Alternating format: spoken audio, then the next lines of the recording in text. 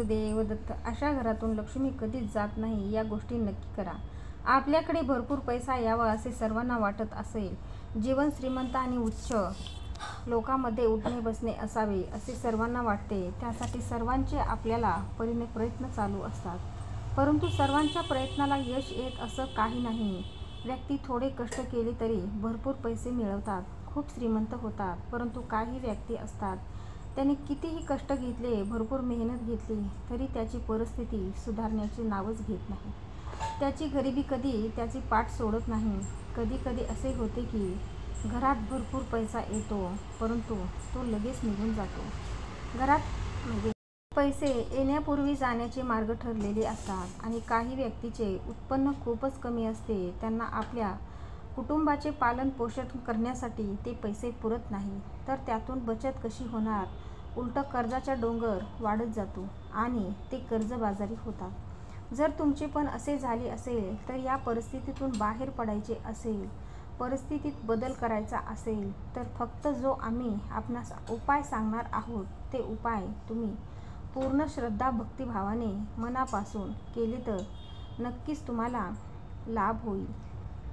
कारण कोणतेही कार्य केले तर ते मनापासून केले, श्रद्धेने केले आणि ते कार्य करण्यापूर्वी आपल्याला विश्वास असला पाहिजे की हे काम माझे होणारच आहे, मी करणारच आहे. आपल्याला असा घट्ट विश्वास असला पाहिजे, तरच आपले कार्य संपन्न होईल. म्हणून मनात श्रद्धा आणि विश्वास ठेवून हे कार्य करावे. म्हणजेच फक्त 2च महिन्यात तुम्हाला या सर्वांचा प्रभाव जाणवेल की तुमच्या आर्थिक परिस्थितीमध्ये किती बदल झाला आहे. उत्पन्नाचे विविध मार्ग दिसतील, उत्पन्नात वाढ होईल, कर्जाला आळा बसेल, पैशाला पैसा लागेल, बचत होईल आणि आपण कर्जापासून मुक्त व्हाल. चला तर मग जाणून घेऊया कोणत्या ते उपाय आहे. पण व्हिडिओमध्ये पुढे जाण्याआधी माझी तुम्हाला विनंती आहे की कृपया चॅनलवरती नवीन असाल तर सबस्क्राईब करा आणि व्हिडिओला एक लाईक करून जर तुम्हालाही माता लक्ष्मीचा आशीर्वाद हवा असेल तर कमेंटमध्ये जय माता लक्ष्मी नक्की लिहा. 1. मीठ. घरातील मीठ म्हणजे साक्षात देवी लक्ष्मीचे प्रतीक आहे. घरातील मीठ पूर्णपणे कधीही संपू देऊ नका. बरणीत मीठ शिल्लक ठेवा. संपण्यापूर्वी मीठ 1 पॉकेट आणून ठेवा. परंतु मिठाच्या बाबतीत काही गोष्टी लक्षात ठेवाव्यात. ज्या दिवशी शनिवार आहे त्या दिवशी मीठ कधीही खरेदी करू नये. शक्यतो मिठाची बरणी अर्ध्यापेक्षा खाली जाऊ देऊ नये. त्याआधीच बरणीत मीठ भरावे. शक्यतो मीठ नेहमी काचेच्या बरणीतच भरावे. कोणत्याही धातूच्या भांड्यात मीठ कधीही ठेवू नये. तसेच स्वयंपाकाच्या वेळी कोणालाही मीठ देऊ नये. असं म्हणतात की आपल्या उत्पन्नाच्या 15% भाग भगवंतासाठी, धर्मासाठी अवश्य द्यावा. आपण भरपूर दान धर्म करावा यासाठी नाही की आपण 1 रुपयाचं दान केलं तर आपल्याला त्या बदल्यात 100 रुपये मिळतात. दानधर्माचे आपल्या शास्त्रामधून फार महत्त्व आहे. दान केल्याने आपले दुर्भाग्य सौभाग्य बदलते. तसेच अन्नदान केल्याने आपल्याला कधीही अन्नधान्य कमतरता भासत नाही. आपल्याला शक्य होईल तसे अन्नधान्य, पैसे, कपडे, गरजेच्या वस्तू तसेच आपण जे काही इतरांना देऊ शकतो ते जरूर द्यावे. आपण कितीही गरीब असाल, आपले उत्पन्न कितीही कमी असेल तरी कमीत कमी अमावस्या पौर्णिमेच्या दिवशी तरी जरूर दान करावे. परिस्थिती खूप वेगाने बदललेली तुम्हाला जाणवेल. नंबर 3. आपल्या घरातील मुली जेव्हा माहेरी येतील तेव्हा त्यांचा आदर सत्कार करा. त्यांचा मान सन्मान ठेवा. असे म्हणतात की मुलीचा आणि नंदाचा आदर सत्कार करणे म्हणजे साक्षात देवी लक्ष्मीचा आदर सत्कार करणे होय. त्यांना कधीही रिकाम्या हाती घरी पाठवू नका. काही ना काहीतरी नक्की द्या. साडी, शृंगाराचं सामान, पैसे, तुम्हाला जे काही शक्य होईल, तुम्हाला योग्य वाटेल ते त्यांना जरूर द्या. इतरांना देण्यापेक्षा आपल्या मुलींना, नंदांना दिल्याने त्याचे पुण्य अधिक पटीने मिळते. त्यांचे शुभ आशीर्वाद आपल्याला नेहमी प्राप्त होतात. मुली नेहमी हसत खेळत आपल्या घरून गेल्या पाहिजेत. ज्या घरातून मुली रडत ओरडत जातात त्या घरात कधीच बरकत होत नाही. म्हणून मुलींचा आणि नंदांचा नेहमी सन्मान करा. त्यांना जे शक्य होईल ते देण्याचा प्रयत्न करा. त्यांना नेहमी आनंदी ठेवा. नंबर 4, पुढील उपाय म्हणजे आपण दररोज भगवंताची पूजा करतो. भगवंताची पूजा करताना आपल्याला पूजेतील साहित्याची आवश्यकता असते. म्हणजे जसे की तामण असेल, दिवा असेल. आपण देवपूजा झाली की ती भांडी आपण स्वच्छ करतो आणि पालथी झाकतो, परंतु हे खूप चुकीचे आहे. देवपूजेची भांडी कधीही पालथी ठेवू नये, ती सरळ ठेवावी. तसेच देवघरामध्ये तांब्याच्या तांब्यामध्ये स्वच्छ पाणी भरून ठेवावे. हा तांब्याचा कलश ईशान्य दिशेला ठेवावा. तसेच त्या तांब्यावर एक छोटी प्लेट झाकून त्यामध्ये थोडीशी साखर किंवा गूळ ठेवावा आणि दररोज देवपूजेनंतर कलशातील पाणी झाडांना विसर्जित करावे आणि त्या प्लेटमध्ये ठेवलेला साखर किंवा गूळ प्रसाद म्हणून खाऊन घ्यावा आणि त्यात दुसरे पाणी ठेवून त्यावर ती पुन्हा साखर गूळ झाकून ठेवावे. त्यामुळे घरात समृद्धी येते. आणि नंबर 5, पुढील उपाय म्हणजे घरातील स्त्रियांनी स्वयंपाक करताना कधीही मोजकाच स्वयंपाक करू नये. घरातील सगळ्यांचे जेवण झाले की संपूर्ण भांडी अगदी रिकामी होऊ नयेत. कधी एखादी पोळी किंवा थोडीशी भाजी, भात काहीतरी शिल्लक राहायला हवे. दुसऱ्या दिवशी आपण ते कुत्र्यांना किंवा इतर प्राण्यांना दिले तरी चालेल, परंतु जेवण झाले की लगेच सर्व भांडे रिकामी होऊ देऊ नये. कारण स्वयंपाक देवी लक्ष्मी असते आणि संपूर्ण स्वयंपाक संपणे आणि जेवणाची भांडी रिकामी होणे म्हणजे देवी लक्ष्मी घरातून जाण्याचे संकेत आहे. त्यामुळे असं होऊ देऊ नका. आपली देवपूजा झाली की आपण लगेच देवाची आरती करतो, हे खूप शुभ आहे.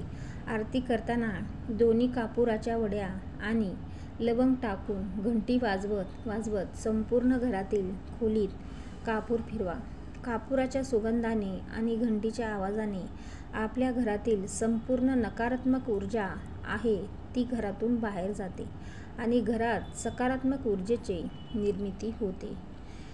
जेव्हा घरात सकारात्मक ऊर्जा असते तेथे देवी लक्ष्मी आगमन करते. देवी लक्ष्मीचा अखंड वास राहतो. म्हणून देवपूजेनंतर घरातील प्रत्येक कोपऱ्यात कापूर आरती व घंटी फिरवावी.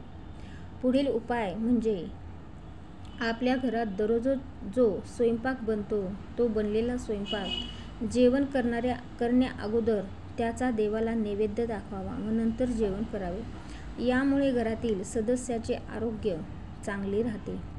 नंबर 7, पुढील उपाय म्हणजे आपल्या दाराशी गाय आल्यास तिला पोळी व गूळ न देता हाकलू नये. कारण गाय आपले दोष संकट हरण करण्यासाठी येते. कारण गाय हे लक्ष्मीचं स्वरूप आहे.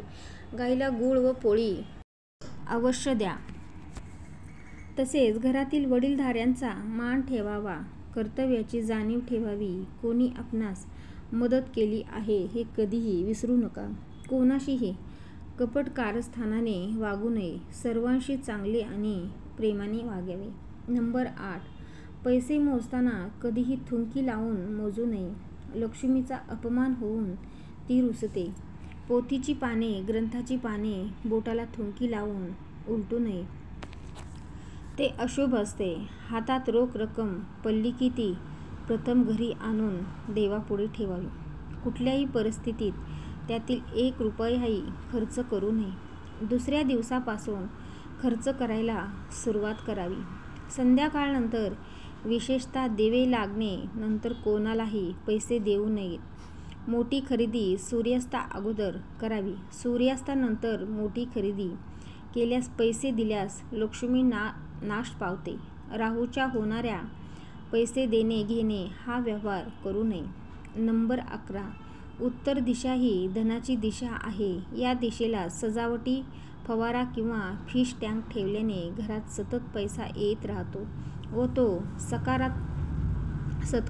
सत्कारणी लागतो. कपाट किंवा तिजोरीवर कोळ्याचं जाळं, कचरा, भंगार माल ठेवू नये. दिवाळीमध्ये जसे लक्ष्मीपूजन करतात तसेच दर अमावास्येला करावे. व्यवसायाची घसरलेली गाडी रुळावर येईल. नंबर 14, लक्ष्मी कृपेसाठी घरातील अन्न व दूध नेहमी झाकून ठेवावे व दर गुरुवारी तुळशीला थोडेसे कच्चे दूध अर्पण करावे. यामुळे घरात लक्ष्मीचे कायमस्वरूपी वास्तव्य राहते. नंबर 15. गल्ल्यात एखादी तरी कवडी नक्की असावी. गल्ल्यामध्ये पैशांचा ओघ सुरू राहतो. तिजोरीत, गल्ल्यात किंवा बँकेत रोख रक्कम ठेवताना महालक्ष्मीच्या नावाचा जप अवश्य करावा. जो मळकट कपडे घालतो, दात स्वच्छ घासत नाही, कठोर बोलतो, जास्त जेवतो, सूर्योदय व सूर्यास्त वेळी झोपतो, त्याला लक्ष्मी सोडून जाते. मुख्य दरवाजाच्या उंबरठ्यावर कुंकू आणि लक्ष्मीची पावले काढावीत. सूर्योदयाच्या वेळी लक्ष्मी घरात अतिथी रूपात प्रवेश करते आणि परत जाण्याची कधीही नाव घेणार नाही. जे लोक ओल्या पायांनी झोपतात, पाय न धुता झोपतात, नग्न अवस्थेत झोपतात, त्यांच्या घरात लक्ष्मी येत नाही. घरातून कामानिमित्त बाहेर पडताना वरच्या खिशात थोडे तरी पैसे नक्की ठेवावेत. मोकळ्या खिशाने कधीही घराबाहेर पडू नये, कारण पैसा पैशाकडे जातो हा लक्ष्मीचा सर्वात मोठा नियम आहे. नंबर 21. जी व्यक्ती सूर्योदयापूर्वी उठून स्नान करते, देवपूजा करून कामधंद्यास सुरुवात करते, त्या व्यक्तीवर लक्ष्मीची सदैव कृपा राहते. नंबर 22. तिजोरीचा दरवाजा उत्तर दिशेला उघडले असा असावा. तिजोरीचा वर जड सामान ठेवू नये. तिजोरी विमा खाली ठेवू नये. तिजोरीत श्रीयंत्र आवर्जून ठेवावे. लक्ष्मी प्राप्तीसाठी फलदायी असते. नंबर 23. पैशासंबंधीच्या कामासाठी निघताना उजवा पाय घराबाहेर टाकून निघावे. गणेश मंदिरात जाऊन गणपतीला लाल फूल वाहावे आणि एखाद्या अपंग किंवा भिकाऱ्यास पैसे देऊन त्याचे मन संतुष्ट करावे, म्हणजे यश मिळते. नंबर 24. लक्ष्मी प्राप्तीसाठी दररोज मुठभर भाजलेले चणे कबुतरांना खायला घाला. त्वरित अनुभव येईल. या साध्या उपायाने सुद्धा आर्थिक प्राप्ती होते. जेवल्यानंतर खरकटे हाताने पैशाला किंवा देवी देवतांच्या फोटोला स्पर्श करू नका. यामुळे घरामध्ये बरकत राहत नाही. कितीही पैसे कमावले तरी ते पैसे घरामध्ये टिकत नाहीत. घरामध्ये अन्न वाया जाणाऱ्या नाही याची काळजी घेतलीच पाहिजे, कारण वाया जाणारे अन्न शाप देते. परिणामी घरात हळूहळू दरिद्रता आणि आजारपण येते आणि अशा घरात लक्ष्मी फार काळ टिकत नाही. नंबर 26. अतिथी देवो भव असा आपल्या हिंदू संस्कृती म्हटलं गेलं आहे. त्यामुळे घरी आलेल्या अतिथींचे स्वागत मनमोकळेपणाने करावे. अतिथीला पाहून तोंड वेडेवाकडे करू नये. ज्या घरात अतिथींचा अपमान होतो त्या घरात कुठलीही देवता वास्तव करण्यापासून करत नाही. जर तुम्हाला हा माहितीपूर्वक व्हिडिओ उपयुक्त वाटला असेल तर व्हिडिओला एक लाईक नक्की करा आणि चॅनलला सबस्क्राईब करून आम्हाला प्रोत्साहित करा. तसेच हा व्हिडिओ संपूर्ण पाहिल्याबद्दल आपला सर्वांचे